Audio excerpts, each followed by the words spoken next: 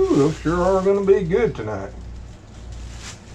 I've not been eating much beef here of late. Good thing I stocked some in the freezer back when it didn't cost an arm and a leg. Oh, well, hello there, friends and family. So glad to see you again this evening. Yeah, you caught me in the country kitchen getting something out for dinner later this evening. Yes, you did. And it's something we all used to eat pretty often. But now, unfortunately, with prices where they are, it's either few or non-existent now in our daily lives. And what that might be is beef.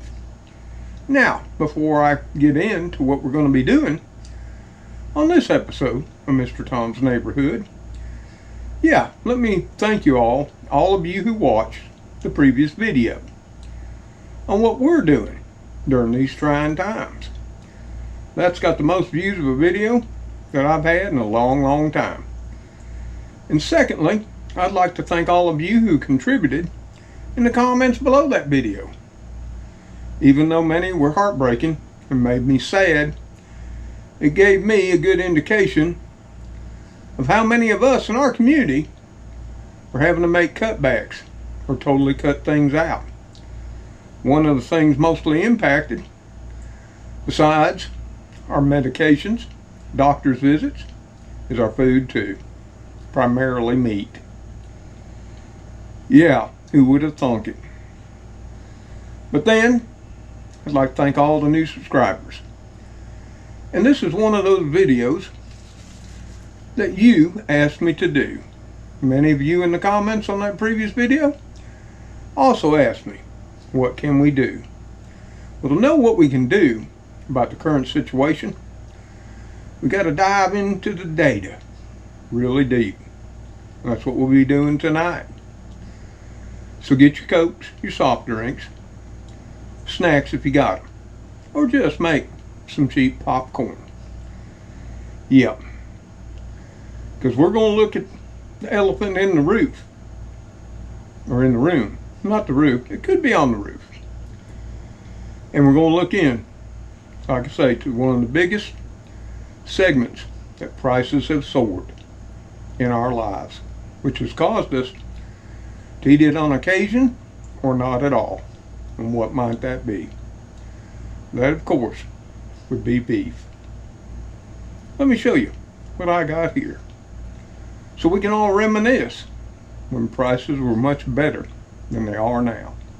And then we'll go into the computer. We'll all sit down, because I've got the data, I've got the facts, and I've got the truth. And like my egg video I did that showed you it was all for corporate greed and had nothing to do with the avian flu, yeah, maybe it's some of the same. But I'll let you be the judge of that when we're through. I bought these on a shopping trip way back in June of 2022. It's got a sell-by date of June 22. Yeah, I don't normally buy pre-made patties, but I was feeling a little lazy, and shopping trips take a lot of time if you're going to video them and get them up to all of you. Yeah, a couple of hours to do the video and 4 to 6 to do the editing, upload it, annotate it, so all of you can enjoy it. So at those times I would normally buy something that would be quick. But look at the price there. Can you see that? These pre-made patties, which are Blackwell Angus Prime, were $2.60 a pound. And this little package of 4 is 1.12 pounds. Hey, wouldn't you like those prices today? Yeah, so would I. Because on our last shopping trip, even though I didn't take you along and showed you my haul, there was no meat in it.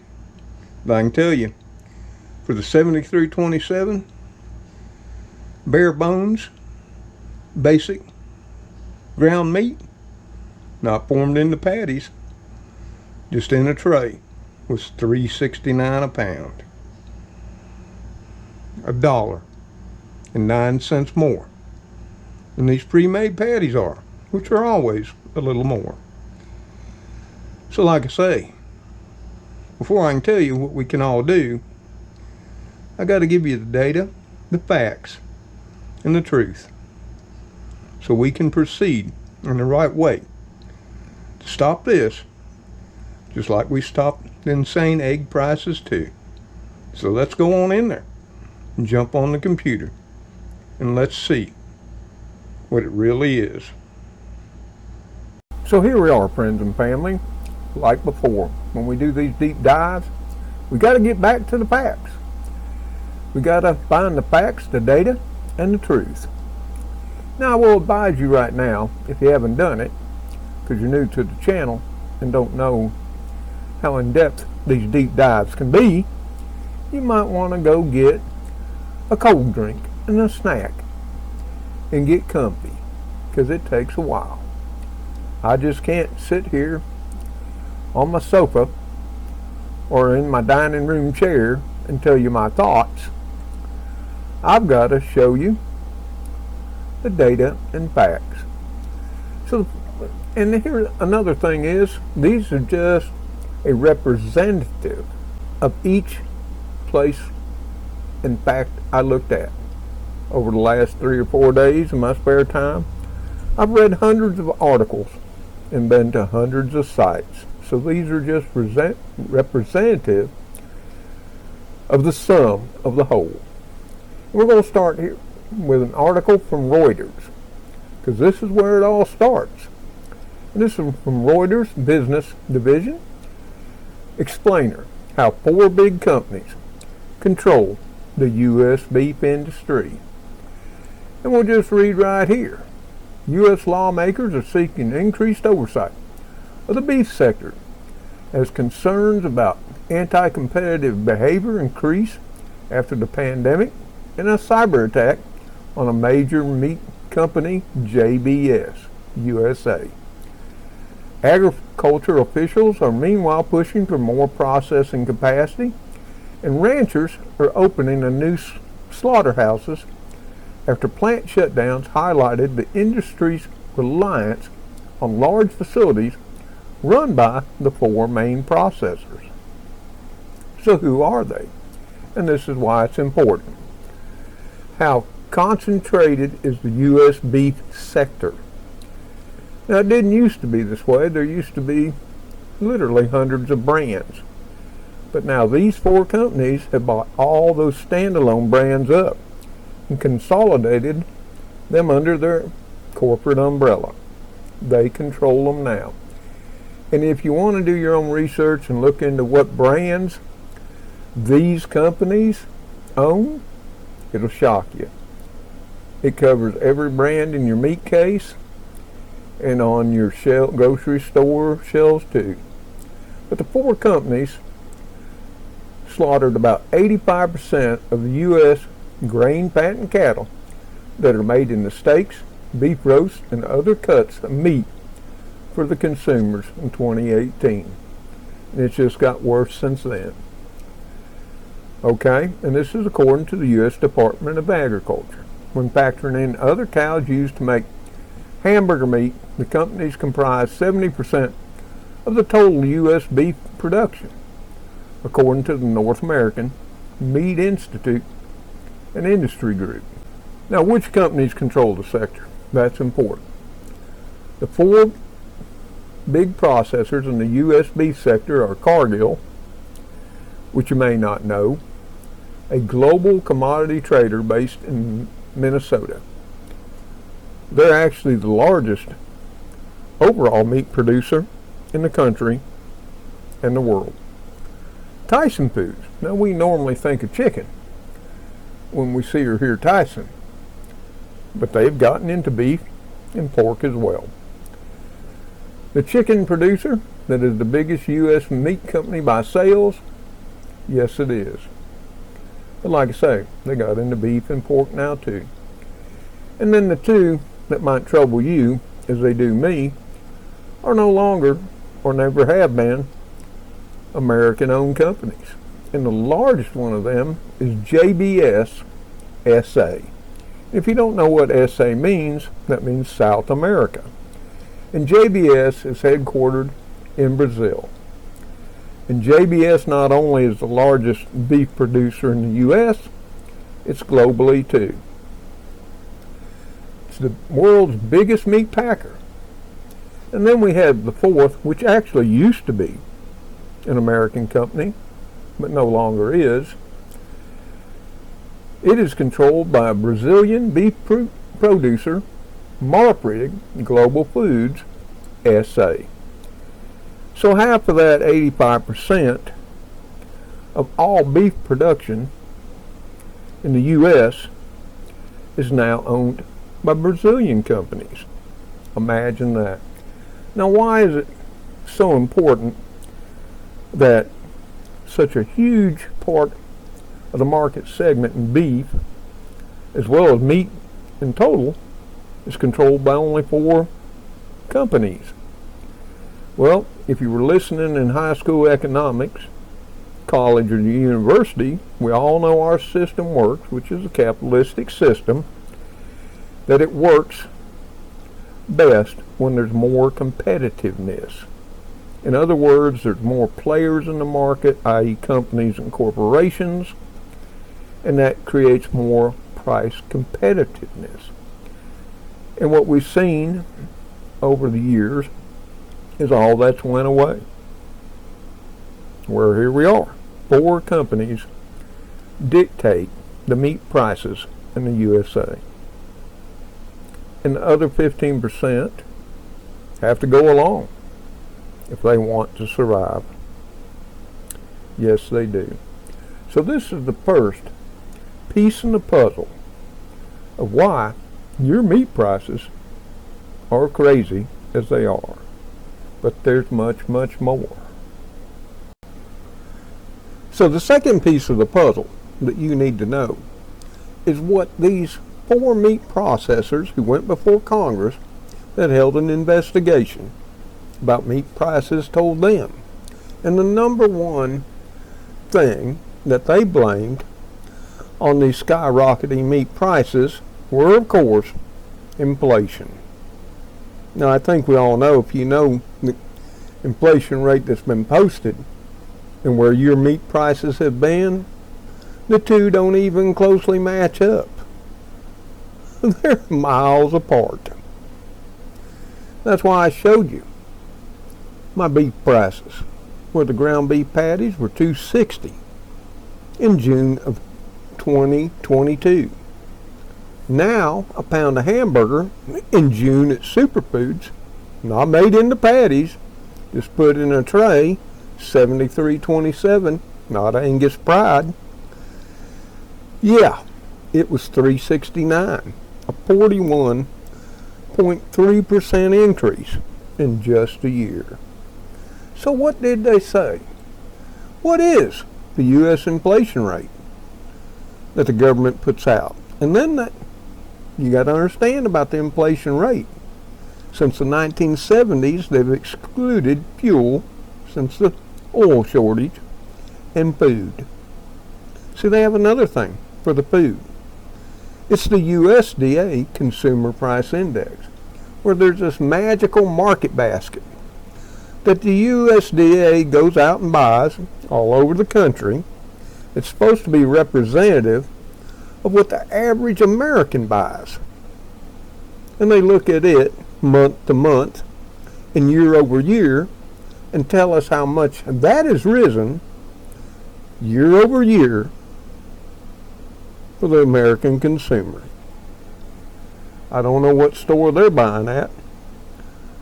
It must be a special one for the USDA. But let's take a look at that, because this was the number one reason when Congress was doing their investigation on meat industry prices. And here we are. The U.S. inflation calculator. Current U.S. inflation rates for 2000 to 2023. And we're going to scroll on down here, and we're going to look. And we're going to start because meat prices started to rise significantly after 2020. Yes, they did. Now, we can't take 2020 into consideration because of the pandemic. With all the meat closings and meat getting scarce, yeah, meat prices went sky high. But they did come back down till they leveled off at the end, and then they started to rise. So in 2020, we had an inflation rate, and you go here to the December, that's supposed to be the average of all 12 months. That's what it came out to be. And that's another thing I might say. Some YouTubers get this all wrong and say that's why the inflation rate reported by the government, say here in 2020, is only 1.4. It's actually the sum total of all the months, and that's not true.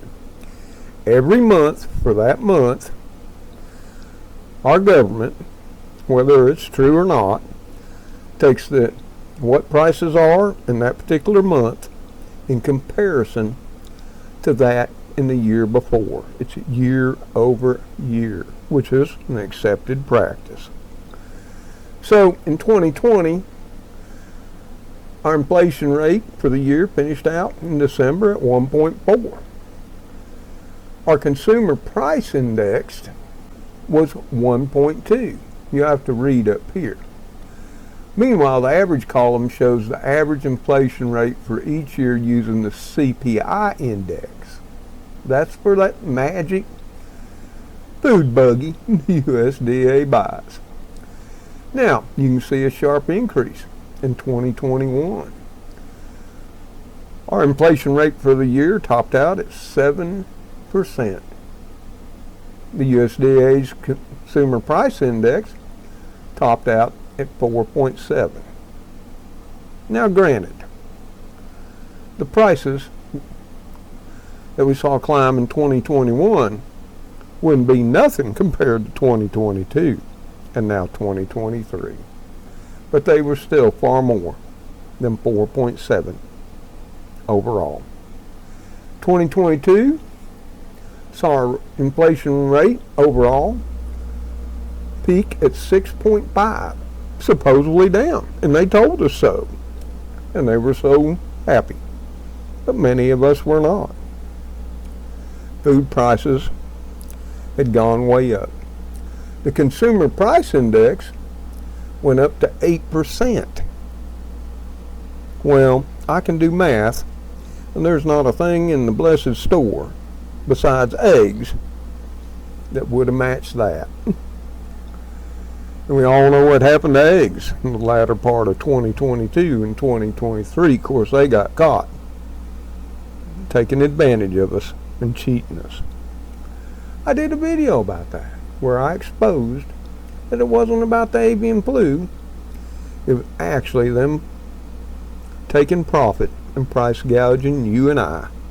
In 2023, right now, as of August, the next report won't come out till August the 12th, our inflation rate supposedly has come down from 6.4 in January to now 3.7%.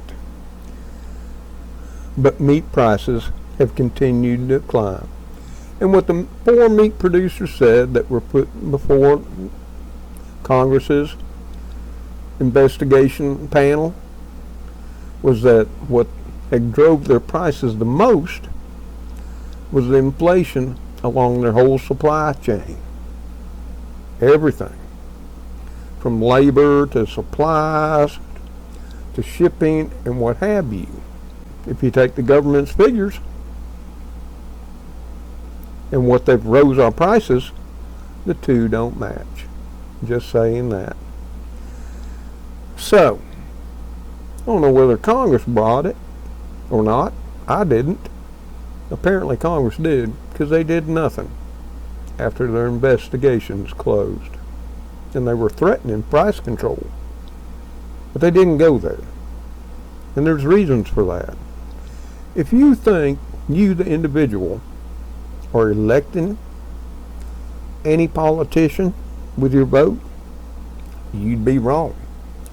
For a long, long time now, our Congress, our senators, and even our president are under control of the corporations.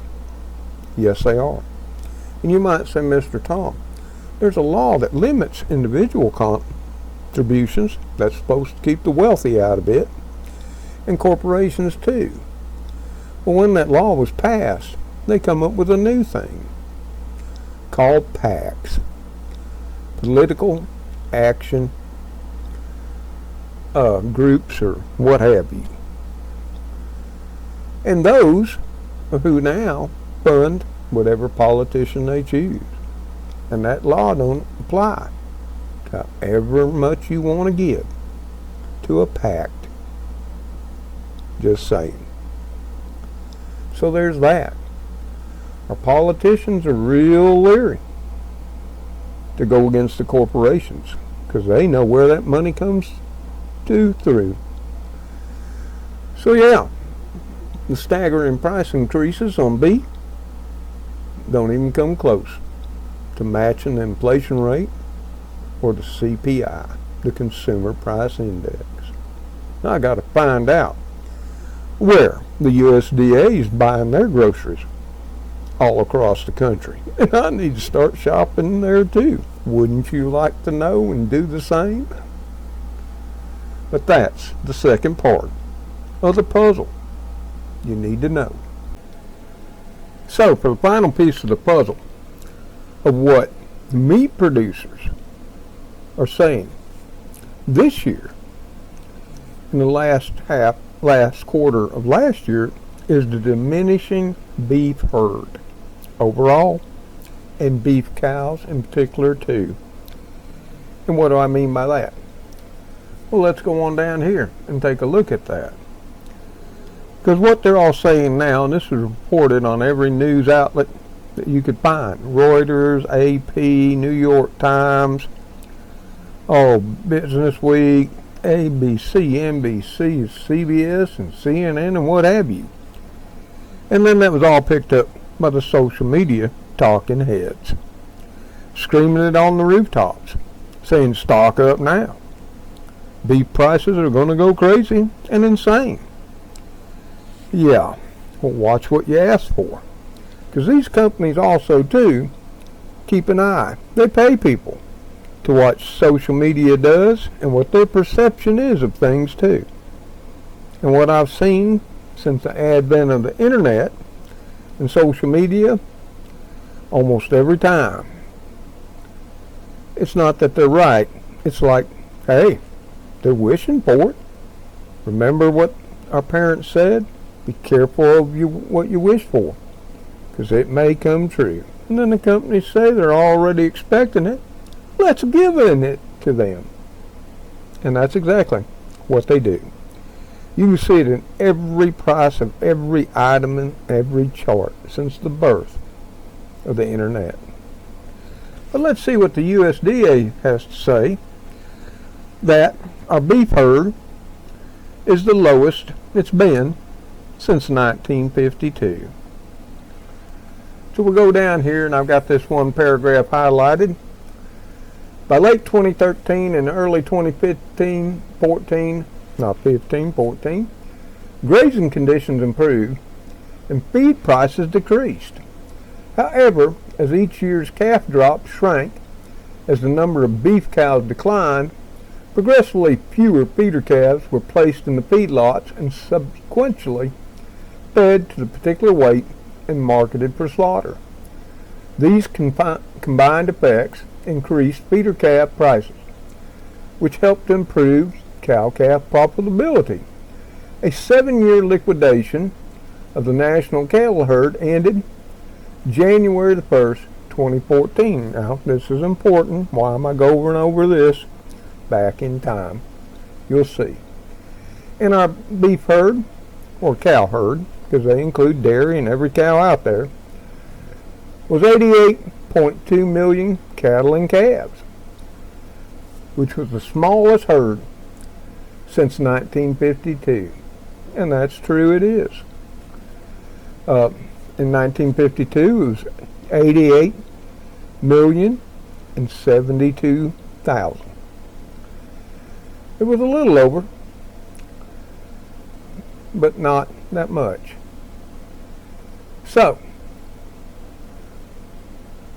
since then, the cattle herd has grown to a peak of 94.8 million head in 2019. As of January the 1st, and this is why I told you about 2014 of 88.2, the herd has decreased by 6% to 89.3 million cattle head. The USDA, National Agricultural Statistics Service, provides information on the cattle inventory in its semi-annual cattle reports. So, mainstream media, and then social media, the trades, magazines, traders, and what have you, picked up on this data from the USDA. And they started churning out all kinds of articles. Literally hundreds and maybe thousands, proclaiming the same. That our cow herd was the lowest it's been. Some said 1962, but they got that wrong. It was 1952. One such article is right here. It's from Reuters, and they got it wrong. I'm sure it was a typo. Update. U.S. beef cow herd falls to the lowest level since 1962. It was actually 1952, but that's okay. And there was so many other news agencies. Here again, it went across every last one. And I heard it all this year. And then I heard all the gardeners, homesteaders, and preppers too especially proclaiming what it was. They didn't tell us what it had been before in 2014. It was actually lower still. And why is that important? It's important to know, if you can remember back to 2014, were our beef prices, any of which, anywhere close to the crazy insane prices they are now? Well, if this is the contributing factor in 2023, which all the news articles, social media, and what have you say, including our government, and trade mags too, then why didn't we see it in 2014? But we're seeing it now. Yeah. Well,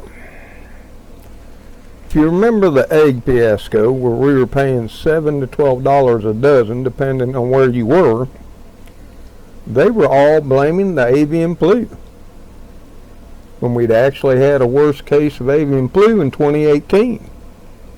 And overall egg prices only went up 69 cents a dozen. I did a video on that. And I went all the way through it and even showed you the annual report from the largest producer in the egg industry, which was ecstatic about the amazing profits they were making, capitalizing off the avian flu. And to make their matters worse, they hadn't lost the first bird to the avian flu. Y'all remember that video? And that video came out in the early part of this year.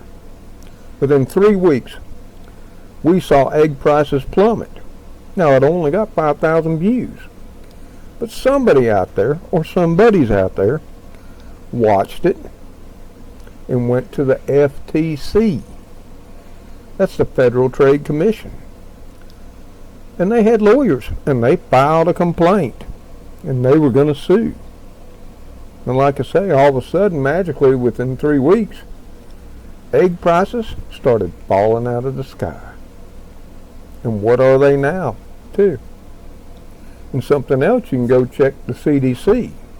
The avian flu, the very last case, was reported on December the 20th, 2022.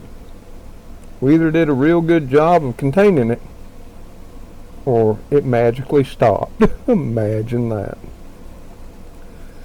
So, with all this said, if this isn't the smallest herd we've had in recent times, if it was actually smaller, according to the USDA, which is where all these periodicals get their information from, then why is it now the leading cause to run our beef prices to the moon? Why? I think it's the same reason that the egg producers took advantage of too. They took advantage of the avian flu. It'll sound right, and they'll believe it too. We'll blame it, and we'll create our own shortage.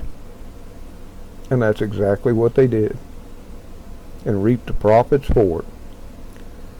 I think the beef industry learned a lot from the egg producers from what they did. Yeah, even though we've had a smaller herd than this, they're going to claim we've not, because they know 99.999% of Americans won't check. No, they won't. So what can we do? Well, I know from reading the comments on the last video that made me sad and broke my heart of all we're doing to survive. Most of you aren't buying beef anymore to begin with, or only buying it on sale, and so you can't take sales into consideration over the overall price. The sales have very little effect on the overall market as it is. But then you got to ask yourself something else when you're in the store. And a T-bone normally costs $12.50 a pound, and they're giving it to you for $8. How can they do that? Have you ever asked yourself that? Well, it's not on the fact that they think you're going to buy all the rest of your groceries in their store. They would like you to, but they know you won't. But it's to get you in there, so maybe you'll buy a few. But there's no way that's covering the cost of what they do. So there's that too. So like I say, what can we do? Well, what we can do, because we seniors have time, and so do the disabled too, we can call our congressmen, our senators, the White House line too. We can email them, and we can all get with the FTC and accuse these jokers of price gouging all of us, because that's what the Congress Investigative Committee was looking into in the latter part of 2021, and nothing came out of it. So they must have believed everything these four producers said. So hey, that's the way it is. I wish I could eat beef every day too, but that's not in my budget, and sad to say it's not in any of y'all's too. So unless we take the power of our wallet and totally stop buying, and it takes every one of us to do it, not only seniors but our children and our grandchildren too, to make them pay, and then file the complaints to the FTC and let our congressmen and senators know. The other thing you can do to spread the word is give this video a like, a thumbs up, comment below, and subscribe if you haven't already, and share it with everyone you know. I know it's long, but when you dive deep to get the data and the facts, yeah, this is what you have. And I'll leave you with this before I leave. Here's a graph from the USDA NASS Livestock and Marketing Information Center, so maybe visually you can understand more. Here was the 2014 inventory, and here's 2023. You'll notice they're quite the same.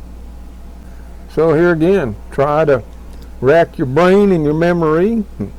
Let me know if you had the same beef prices we're seeing now. back then. Well, that's all I got for you tonight. For those of you who stuck with me, I sure do appreciate it. And I love y'all. I want y'all to take care, stay safe, live the best you can, because I'm there with you. And may God bless each and every one of you. Till we see you again on the next episode of Mr. Tom's Neighborhood. Goodbye and good night for now.